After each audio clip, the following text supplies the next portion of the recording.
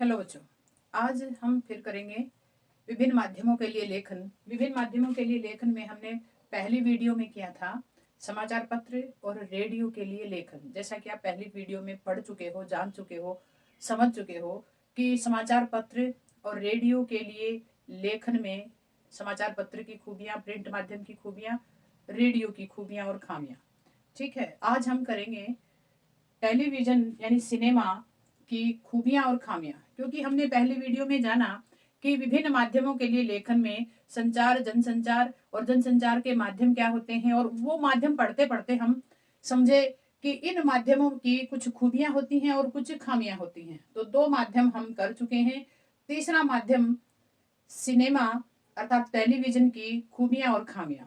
पहले तो बच्चों जानिए कि भारत में टेलीविजन सबसे पहले कब आया। तो भारत में सबसे पहले टेलीविजन 15 सितंबर 1959 को आया था।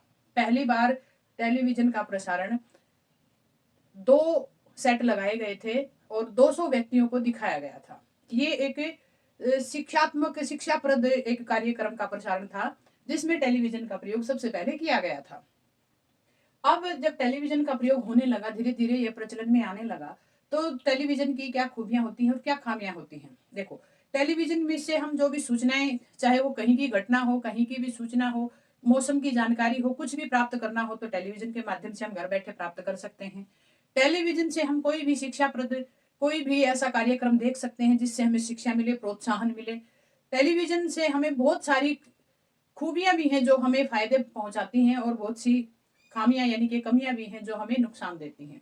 तो एक सीमित मात्रा में ही टेलीविजन हमें लाभदायक होता है हमारे लिए, और उससे असीमित मात्रा में अर्थात किसी भी चीज की अगर अति हो जाती है तो वो नुकसान देती है। तो जैसा कि समाचार उल्टा पिरामिड शैली से लिखे जाते हैं, हमने आपको समझाया था कि सारे समाचार उल्टा पिरामिड शैली से लिखे जाते हैं, और उल्टा पिरामिड शैली के 3 पार्ट होते हैं।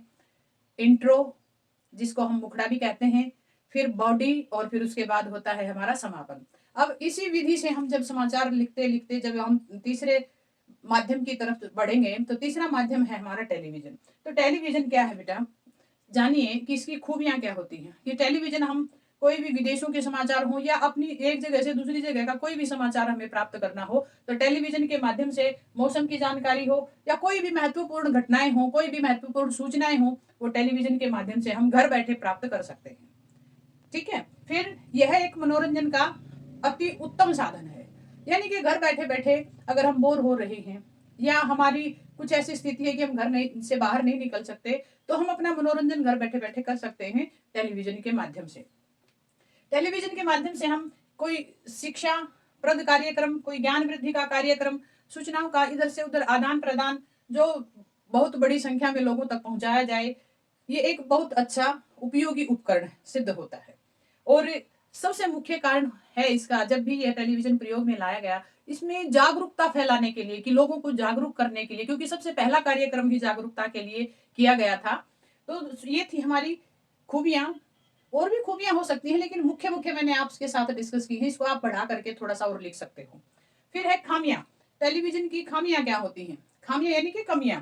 जैसे अति मात्रा में, अधिक मात्रा में अगर हम टीवी को देखते हैं, टेलीविजन को देखते हैं, सिनेमा का देखते हैं, तो हम मानसिक रूप से और शारीरिक रूप से विकृत हो जाएंगे। अर्थात हम आलसी हो जाएंगे, शरीर में विकृति आ जाएगी, काम नहीं करेंगे तो हमारा शरीर आलस से भर जाएगा, और आलस के कारण हमारी शारीरिक विकृति पैदा हो जाएगी। मानसिक विकृति भी, यानी कि अगर हम ज्यादा टीवी देखते हैं तो हमारे मन पर बुरा प्रभाव पड़ता है, जिससे हम चिड़चिड़े हो सकते हैं।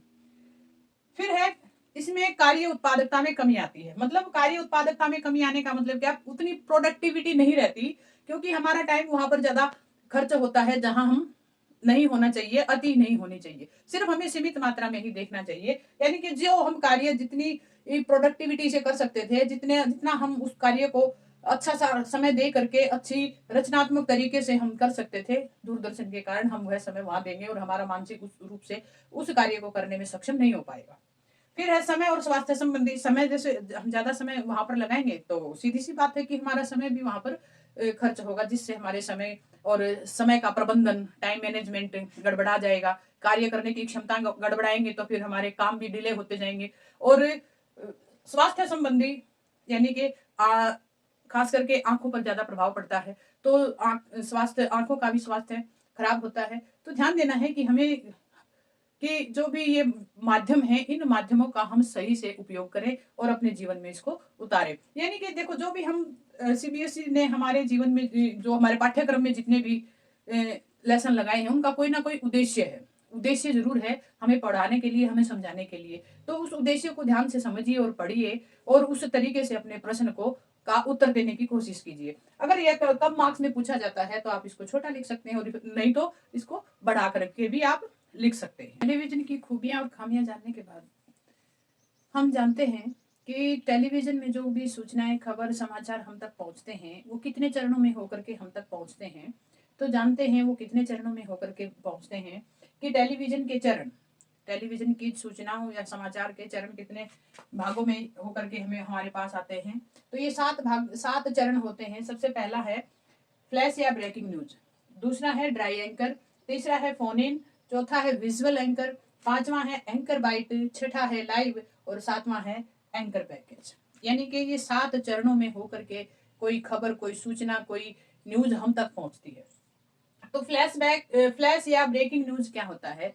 फ्लैश यानी कि एकदम से चमकना, चुंधी आना, ताजा खबर एकदम से आंखों के सामने आ जाना।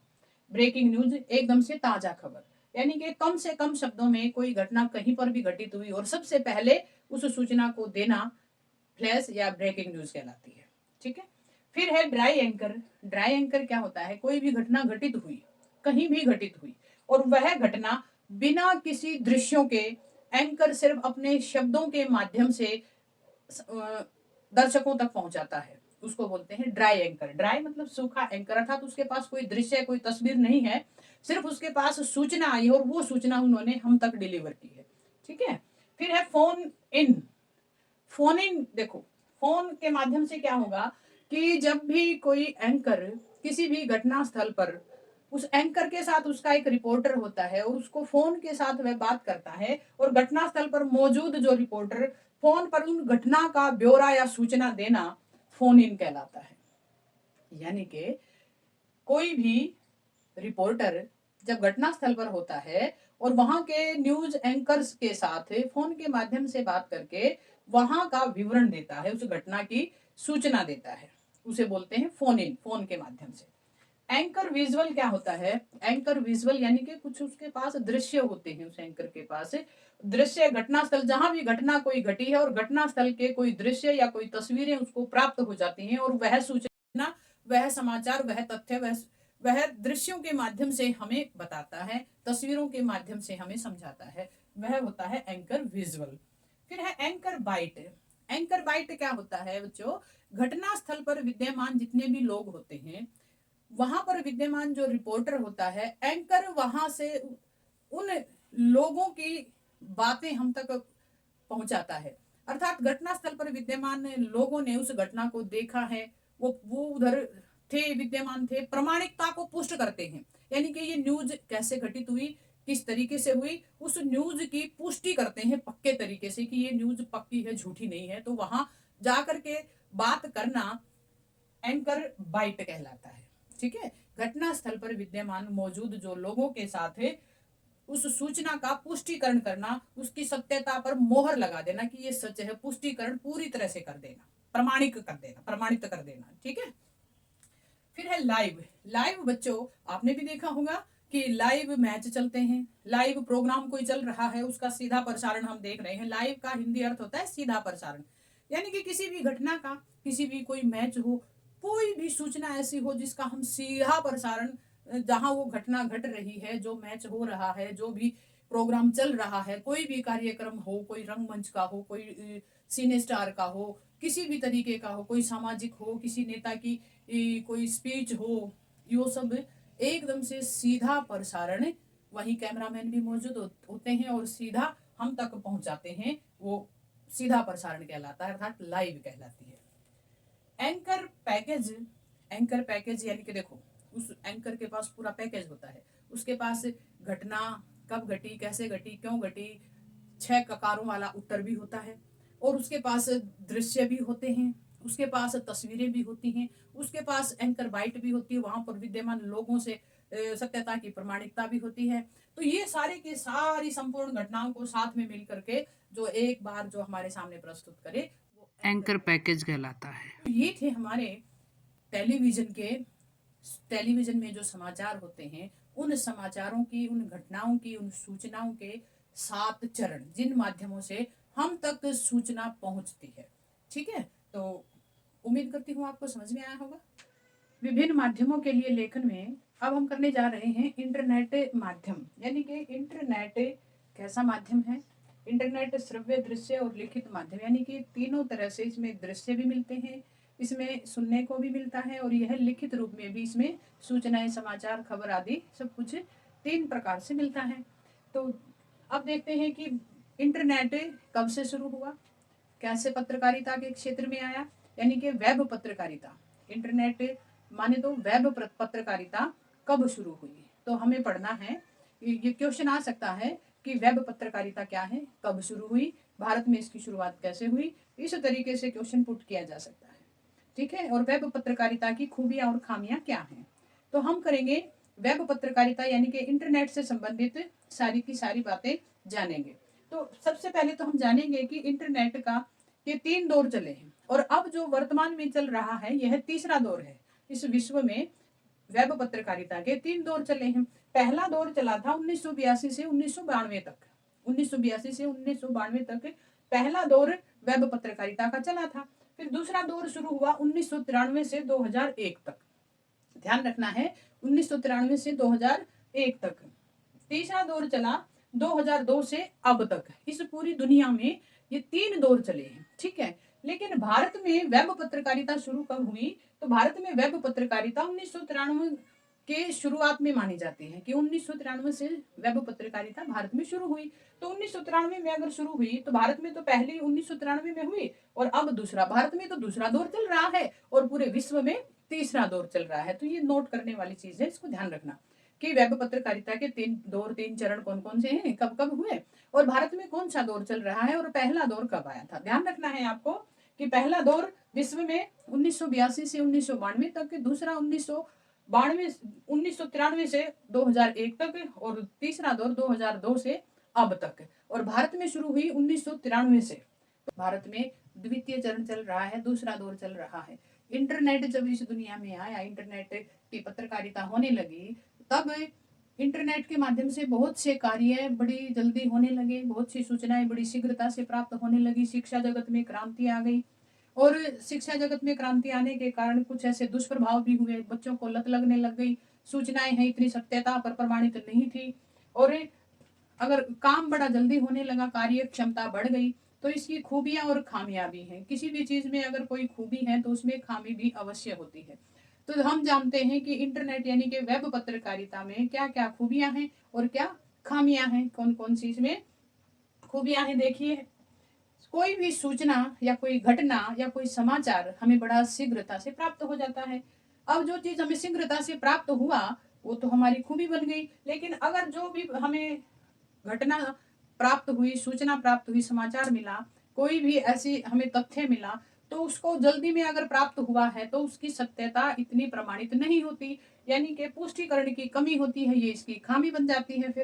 फिर है शिक्षा जगत में ये क्रांतिकारक के रूप में कार्य किया इंटरनेट ने। अब अगर इंटरनेट नहीं होता तो कोरोना में जो शिक्षा बाधित हुई थी, उस बाधा को दूर करने के लिए इंटरनेट के माध्यम से शिक्षा जारी रखी गई। ये सबसे बड़ी क्रांति है, यानी कि ये एक खूबी है।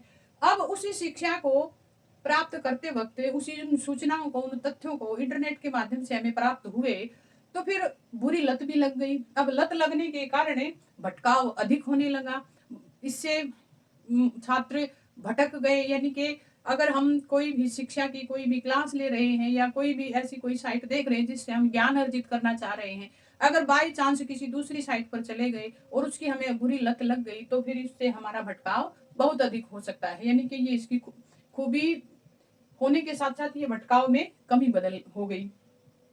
फिर है कि इंटरनेट के माध्यम से कि कार्य करने की क्षमता में वृद्धि होगी, प्रोडक्टिविटी बढ़ गई। ये एक आदमी कई जगह अपना काम कर सकता है, एक स्थान से दूसरे स्थान पर बिना जाए ही घर बैठे अपने कार्य को अंजाम दे सकता है। इसका मतलब है उसमें प्रोडक्टिविटी बढ़ गई है। तो ये क्या हुआ, एक खूबी हुई। अब प्रोडक्टिविटी बढ़ने के कारण अब मान लिया पहले एक काम को 10 आदमी करते थे मिल करके, अब वही काम अकेला इंसान करने लगा, तो मनुष्यों की उपलब्धता में कमी आ गई। अब उस कमी के कारण आपसी सहयोग कम हो गया, तो आपसी सहयोग और सद्भाव की कमी आ गई, नैतिक मूल्य थोड़े से गिर गए इंटरनेट के आने से। तो हमें ध्यान रखना है कि कार्य क्षमता की प्रोडक्टिविटी बढ़ गई, लेकिन उसी के साथ साथ इसकी एक कमी भी सामने नजर आई। कमियां बहुत सारी हैं, खूबियां भी बहुत सारी हैं, मैंने आपको मुख्य मुख्य कमियां और मुख्य मुख्य खामियां बताई हैं।